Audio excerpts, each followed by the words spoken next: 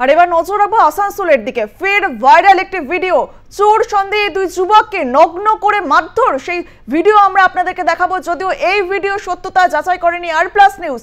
প্রথমে লরিতে তাদের বেঁধে রাখা হয়, দুই যুবককে নগ্ন করে মারধর করা হয়।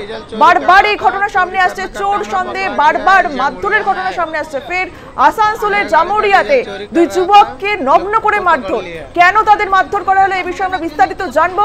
আমরা সরাসরি চলে যাবো আমাদের প্রতিনিধি ছোটন সেনগুপ্তের কাছে। ছোটন, ঠিক কি ঘটেছিল? দেখো অঙ্কিতা, 27 জুলাই রাতের ঘটনা, জামুরিয়ার বিজয়নগরের ঘটনা, এবং যেটা সোশ্যাল মিডিয়ায় ভাইরাল হয়েছে। দেখা যাচ্ছে দুই যুবককে নগ্ন করে লরিতে বেঁধে রেখে মারধর করা হচ্ছে, এবং সেই ভিডিও রীতিমতো ভাইরাল হয়েছে।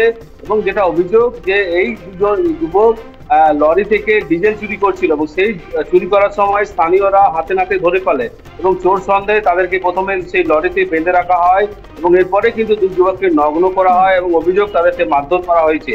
এবং সেই রাতে কিন্তু জামুরিয়া থানার পুলিশ খবর পেয়ে যায় এবং ওই যুবককে উদ্ধার করেছে। পুলিশের তরফে জানানো হয়েছে ইতিমধ্যেই ঘটনার মামলা করা হয়েছে এবং ঘটনার তদন্ত শুরু হয়েছে। তবে বারবার প্রশ্ন উঠছে, এই ধরনের আইন কেন মানুষ নিজের হাতে তুলে নিচ্ছেন, যেখানে পুলিশের তরফে বারবার বলা হচ্ছে যে ধরনের ঘটনা বা কোনো ঘটনা ঘটলে পুলিশকে জানান, তাহলে বারবার কেন ঘটনা ঘটছে? এবং সেই ঘটনায় কিন্তু রীতিমতো চাঞ্চল্য ছড়িয়ে পড়েছে।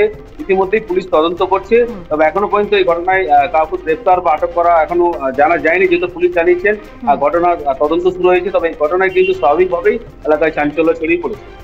বেশ, ধন্যবাদ। ডিজেল চোর সন্দেহে হেনস্থা এবং দুই যুবককে নগ্ন করে মারধর, বারবার এই ঘটনা সামনে আসছে। চোর সন্দেহে বারবার আমরা দেখেছি বিভিন্ন জায়গায় মারধর করা হচ্ছে। এবার আসানসোলে সে একই ঘটনার পুনরাবৃত্তি, যদিও এই ঘটনায় দেখা যাচ্ছে যে দুই যুবককে নগ্ন করে মারধর করা হচ্ছে।